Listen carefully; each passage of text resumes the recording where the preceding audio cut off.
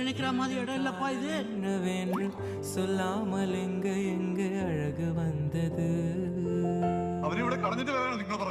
எந்த சோகம் உன்னை தாக்கும் என்றென்றும் போது வந்து அழகு நின்றது.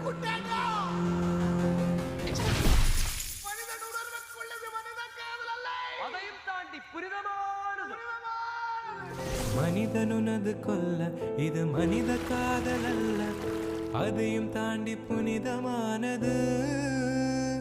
அபிராமியை தாலாட்டும் சாமியே நான் தானே தெரியுமா?